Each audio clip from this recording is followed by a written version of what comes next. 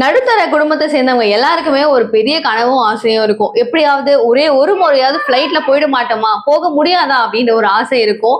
ஆனா அடுத்தடுத்து தொடர்ந்து பேக் டு பேக் இந்த மாதிரி ஒரு தருணம், இந்த மாதிரி சுச்சுவேஷன், அப்படியே ஃபிளைட் வந்து அப்படியே கிராஷ் ஆகிறது, வெடிக்கிறது, ஒரு அவ்வளோ அதெல்லாம் சொல்லவே முடியல. அவ்வளோ தருணங்கள் நடக்கும்போது ஐயோ அப்பா வேண்டாம் சாமி, ஒரு ஃபிளைட்டோட பயணமே எங்களுக்கு வேண்டாம் அப்படின்னு அந்த அளவுக்கு பீதி ஆகிற மாதிரியான தருணங்கள் தொடர்ந்து நிறைய விஷயங்கள் சொல்லிட்டே போலாம்.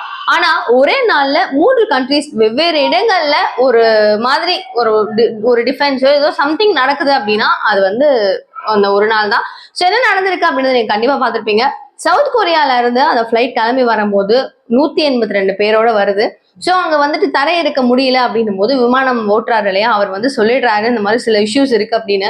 நிறுத்துறதுக்கு கரெக்டா போகும்போது ஒரு பெரிய சுவர் மேல அவர் இடிச்சிடுறாரு. அங்கவே வந்துட்டு பாத்தீங்கன்னா தீ விபத்து வந்து பயங்கரமா வெடிச்சு செம்ம கிளாஷ் ஆகி அங்க இருந்த 179 பேர் இறந்துட்டாங்க. 2 பேர் மட்டும் தப்பிச்சிருக்காங்க.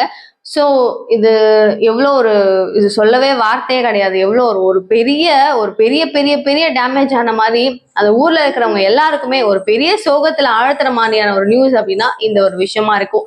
கனடாவிலையும் இதே மாதிரி ஒரு சம்பவம் நடக்குது. ஏர் கனடா அப்படின்ற இந்த ஃபிளைட்டை டிராவல் பண்ணும்போது அவங்க பார்க்கிங் பண்ணணும் இந்த ஃபிளைட் அப்படின்னும் போது அவங்களுக்கு ரொம்ப சிரமம் ஆயிடுது.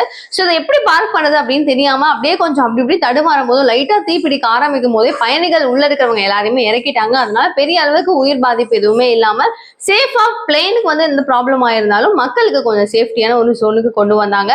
ஆனாலும் கொஞ்சம் ஒரு மாதிரியான நிலை தடுமாற்றம் அதுல இருக்கதா செஞ்சுச்சு. கடைசியா நார்வேல டச் ஏர்வேஸ் அப்படின்ற இந்த ஒரு நிறுவனத்தினுடைய ஃபிளைட்ல எல்லாருமே டிராவல் பண்ணிட்டு வரும்போது அவங்க கரெக்டா ஒரு கோடு, இதுதான் ஒரு லைன் அப்படின்னு சொல்லி அசைன் பண்ணிருப்பாங்க இல்லையா, அதுல அவரால் நிறுத்த முடியாம நிலை கோளாறு ஆயிட்டு அவர் தடுமாறி அங்க இருந்த புல்லு எல்லாம் இருக்கும் இல்லையா, சோ அது மேல போயிட்டு அவர் பார்க் பண்றதுக்காக ட்ரை பண்ணிருக்காரு.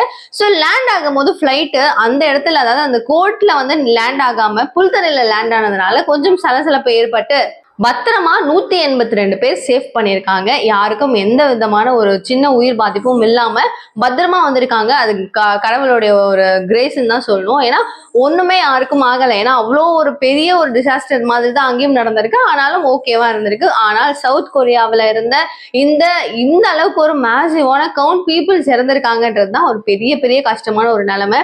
அண்ட் இந்த ஃபிளைட் டிராவல் அப்படின்னும் போது நீங்க உங்களுடைய மனசுல டப்புன்னு தோன்ற விஷயம் என்ன அப்படின்றத கமெண்ட் பாக்ஸ்ல சொல்லுங்க. ஸோ ஃபிளைட்ல நீங்க டிராவல் பண்ணியிருந்தீங்க அப்படின்னா இந்த வீடியோ கூட லைக் போடுங்க. தேங்க்யூ ஸோ மச் ஃபார் வாட்சிங். பாய்.